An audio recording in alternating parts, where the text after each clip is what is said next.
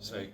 Šodien es jums pastāstīšu, kā pareizi vajag izjaukt ārā stacionāro datoru un kādi ir pareizie soļi, lai šo veiktu. Pirmais solis, kas būs jāveic, lai pareizi izjaukt ārā stacionāro datoru, ir jāizvēlas pareizie instrumenti.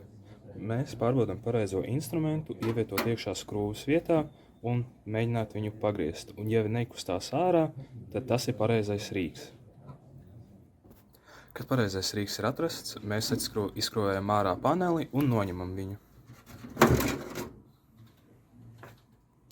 Kad mēs jaucam ārā stacionāro datoru, vienmēr jāievēro drošība. Nākamais solis, ko mēs veiksim, ir tas, ka izpraudīsim visus vadus ārā, ko vien redzam.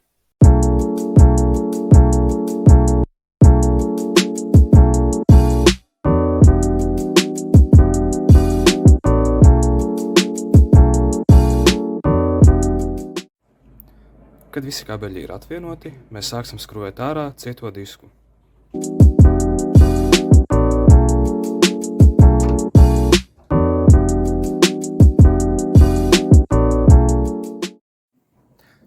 Kad mēs esam izskrūvējuši ārā visus skrūves no cietā diska turētājiem, mēs viņu izņemam ārā un noliekam malā. Pēc cietā diska izņemšanas ārā, nākamā, ko mēs skrūvēsim ārā, ir disku lasītājs.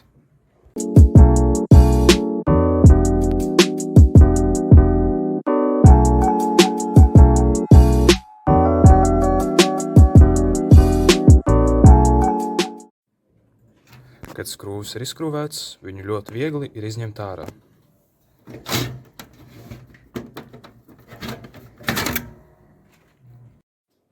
Pirms mēs varam skrūvēt ārā sistēmplati, mums nāksies skrūvēt ārā tīkla karti.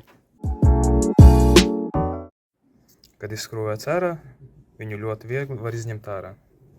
Kad mēs esam izskrūvējuši ārā tīkla karti, mēs varam sākt ķerties klāt pie sistēmplates.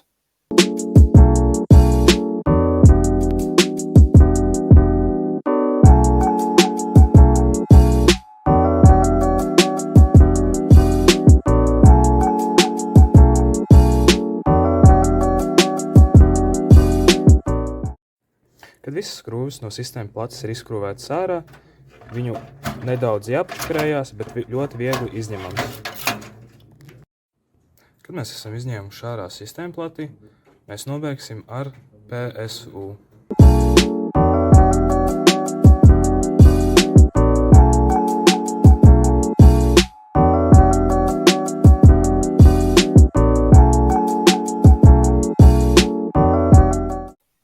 Lai izņemtu ramu no sistēmas plates, Mums vajag atklikšķināt katru individuālo klipsi.